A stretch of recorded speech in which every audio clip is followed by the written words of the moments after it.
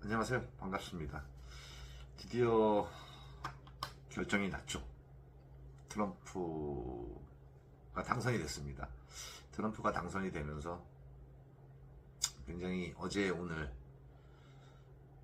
이틀 동안 시장은 요동을 쳤죠. 우리나라가.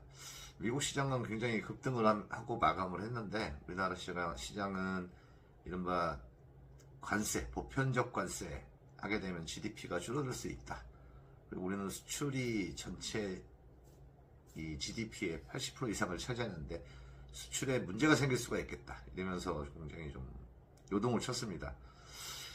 어제 제가 잠깐 말씀드렸다시피 트럼프 이슈는, 당선 이슈는 이미 10월 달부터 시장에 반영이 되기 시작했습니다. 10월 달부터 이미 반영이 되기 시작해가지고 굉장히 좀 지루하게 시장을 눌렀거든요. 이른바 트럼프 트레이드라는 명목하에 트럼프 관련 수혜주들이 움직였고요. 피해주로 엮였던 2차전지나 신재생에너지, 자동차, 제약 이쪽에서는 굉장히 눌림을 계속 줬습니다. 그래서 오늘 같은 경우에도 시장은 제가 아침에 말씀드렸더니 급락 출발해가지고 급락해서 좀 바닥을 다지고 코스피는 상승 마감을 했죠. 코스피는 상승 마감을 했고 코스닥 같은 경우에는 저번에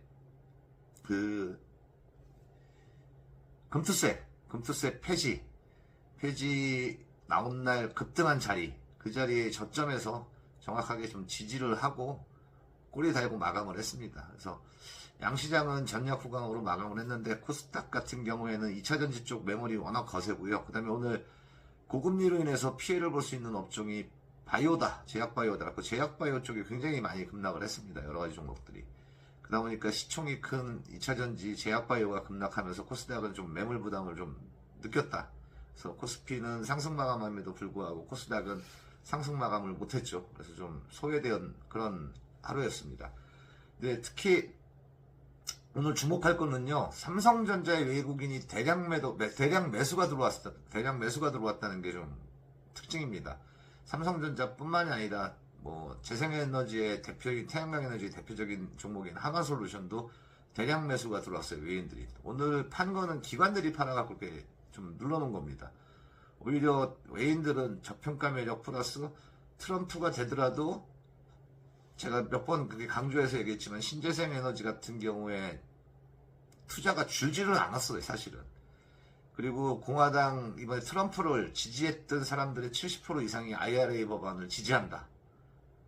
이렇게 되면은 트럼프도 지지자들 입장도 있고 해서 IRA 법안 섣불리 폐기를 못합니다. 그리고 마찬가지로 반도체 칩스법도 폐기하려면은 문제가 많아요.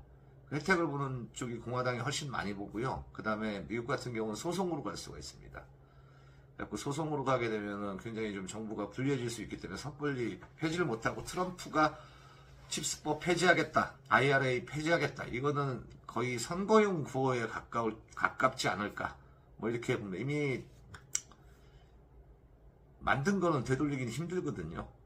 그리고 또 거기에 대한 지지도가 굉장히 만족도가 높고요, 공화당 지역에서. 그래서 트럼프 지지자들의 70% 이상이 IRA 법안을 지지한다. 이게 오늘 여론조사로 나왔습니다. 그래서 섣불리 폐기하지 못하고 일부 조정은 할 수 있겠죠. 소폭 조정이나 아니면 그걸 빌미로 삼아서 투자를 더 끌어내든지 이렇게 할 수는 있지만은 전면적인 폐기는 좀 어렵다. 그리고 트럼프 일기 때 이미 신재생에너지 쪽에 투자가 늘어났던 경험이 있다. 그래서 기관들은 좀 불확실한 걸 싫어하죠. 좀 단기적 성향이 강하다 보니까 오늘 그쪽에서 삼성전자나 신재생에너지 쪽이나 2차전지 쪽이나 기관들은 매도가 많이 나왔습니다.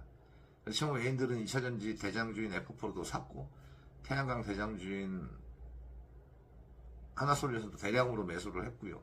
특히 삼성전자 칩스법에 제일 피해를 본다, 반도체 칩스법의 폐기에 제일 피해를 본다는 삼성전자도 대량 매수를 했습니다.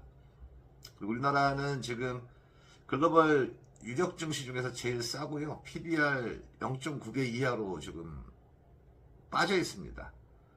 청산가치 이하로 빠지면 항상 반등이 나왔고 트럼프 트레이드로 인해서 이미 충분히 조정을 줬기 때문에 이 트럼프 충격은 길어야 내일 오전이나 이미 코스피는 반등을 시도했죠. 코스닥만 남았는데 코스닥 같은 경우에는 내일 반등 시도할 가능성이 굉장히 높다.